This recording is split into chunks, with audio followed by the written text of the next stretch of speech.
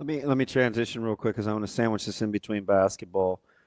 Over the weekend, you're obviously watching what's going on in Lafayette, and I don't know where you thought Nebraska was going to be offensively, but what surprised you more? Because there was a lot of swinging and missing early last year. Well, throughout the season last year, where they are offensively at this point, I understand it's early versus kind of the fundamental collapse of a team that you felt like was probably going to be pretty veteran laden and savvy emotionally with kind of the mistakes, the self-inflicted, the stuff that they did in the doubleheader on Saturday. Which one is kind of like more? Wow, I didn't really see that coming.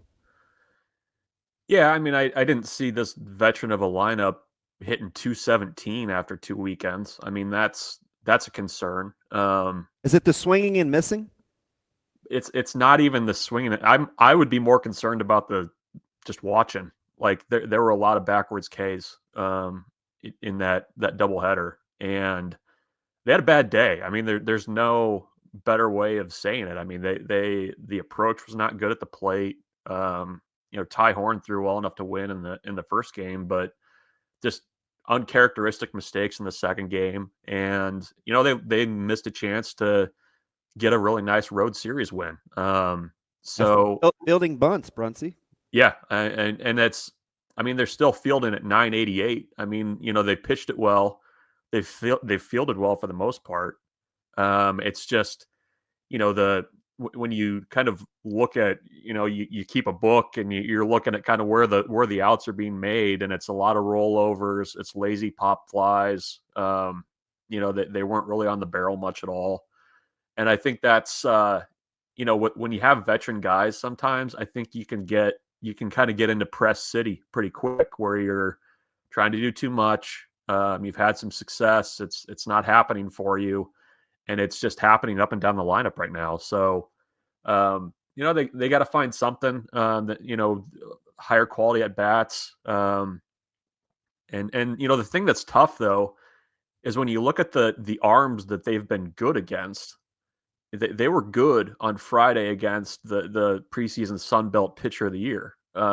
They were really good against a Vandy pitcher that was throwing 95 from the left side. And the times that they've struggled this season so far, it's been a back of the bullpen guy against Grand Canyon that comes in looking like Rob Nin, and then you've got Yeah, Rob.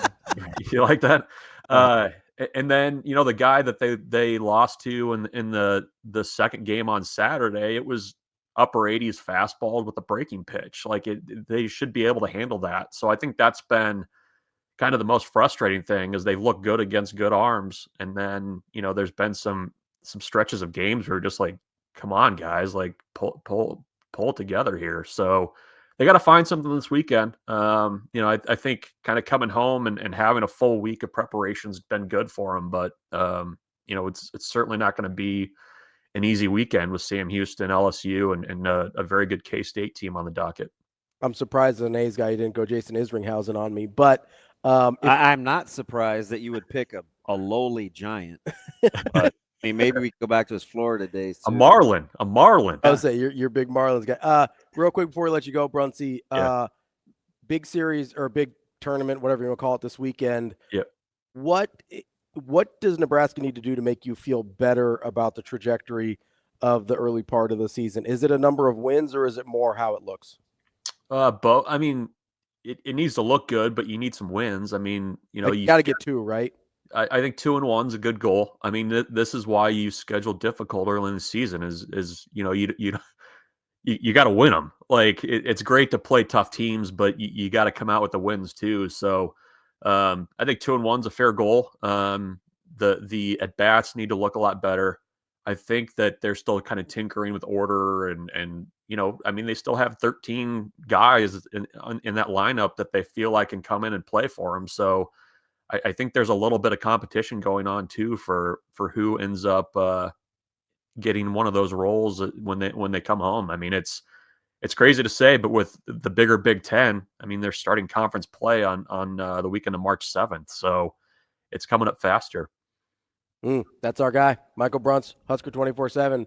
Bruntz, we appreciate it. Made my always. week, Bruntz. Sans the, I don't know. I think he was an all-star a couple times. Sans the San Francisco Giants reference, but outside of that, go Orioles. I was hoping you'd go Keith Folk. We could somebody we both can love.